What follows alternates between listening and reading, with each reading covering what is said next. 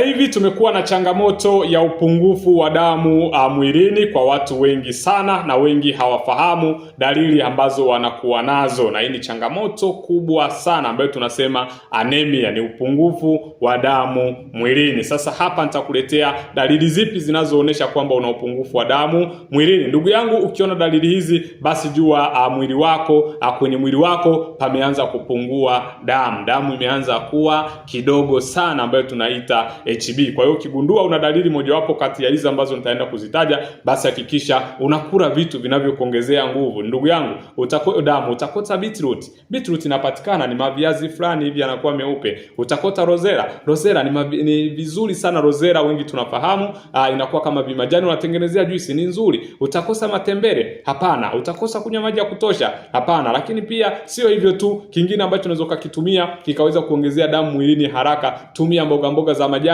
na zisiive kabisa. Kuna mchicha mwingine ni mwekundu, unafanana kama hivi, ni mwekundu mzuri, tumia, utakusaidia. Sasa hapa nitaelekeza ni dalili zipi ambazo ukiziona basi jua kwamba damu imeanza kupungua mwilini mwako. Dalili namba moja, uchovu wa haraka. Tunaanzia hapo kwenye uchovu wa haraka, ni kwamba oksijeni haisambai vizuri mwilini mwako, kwa sababu damu inapokuwa inazunguka na oksijeni. Sasa kama damu ni chache, ndugu yangu, ina maana oksijeni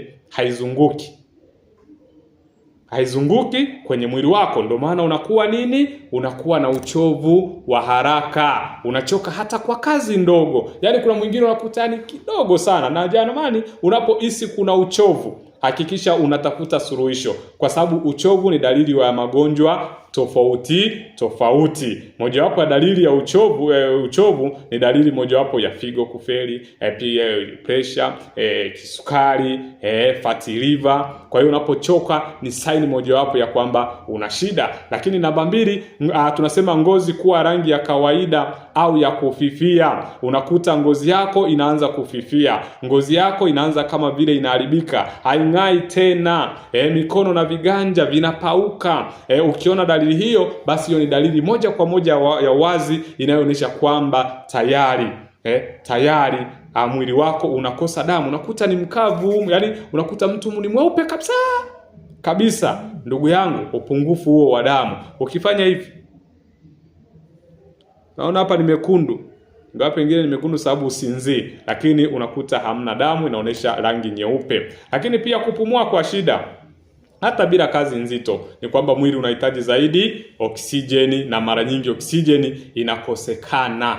Sawa? Sasa oksijeni hapo ikikosekana, moja kwa moja utapumua kwa shida, utapumua kwa changamoto, hautaweza kupumua vizuri. Ni moja ya dalili nyingine huwa inawakumba watu wenye changamoto ya upungufu wa damu. Kwa hiyo ukiona dalili hizo, ndugu yangu, shtuka, anza kutumia vitu vya kuongeza damu. Jua kwamba damu ni product ambayo haiuzwi sehemu yoyote zaidi ya kutengenezwa na mwili wa binadamu. Kizunguzungu na kichwa kuuma na kizunguzungu, na maana kichwa kinakosa equilibrium, kichwa kinauma kwa sababu damu haifiki vizuri, maji hayapo. Sawa? Ukiona dalili hizo, basi jua kwamba tayari nina upungufu wa damu mwilini, na kitu kinachoitwa anemia. Unakuta ubongo upate oksijeni, unapata oksijeni kidogo, na uonekana, na pengine ukisimama ghafla unaweza ukadondoka kabisa kwa sababu ya kizunguzungu na kichwa kuuma. Hiyo ni dalili nyingine inayoonyesha kwamba una changamoto ya damu kidogo. Mapigo ya moyo kwenda mbio, yanaenda kasi. Kwa nini? Damu kidogo.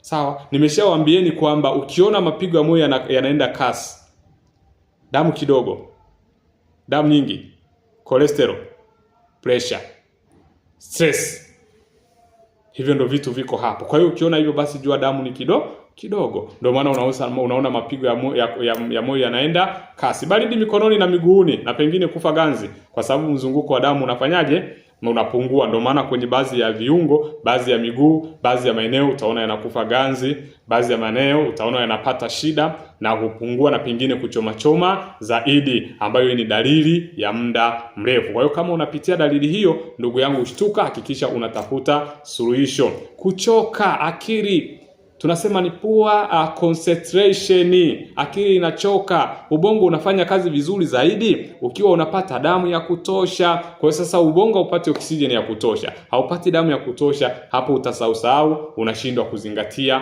baadhi ya vitu. Ukiona dalili hiyo, shtuka, nenda utafute suluhisho ambayo ni rahisi sana. Nimeshaelezea beetroot yatakuongezea yatakusaidia kuweza kuongeza damu mwilini mwako. Ndugu yangu, kumbuka, upungufu wa damu ni tatizo la kawaida, lakini linaweza kusababisha madhara makubwa kama halitatibiwa. Hakikisha unapima damu mapema ili hatua muhimu ziweze kuchukuliwa. Kama una changamoto hiyo, tuwasiliane. Kumbuka usahau kusubscribe na comment ili uweze kuwa mtu wa kwanza kupata dondoo za kiafya tunazozituma kila siku. Karibu na Mungu apate kukubariki.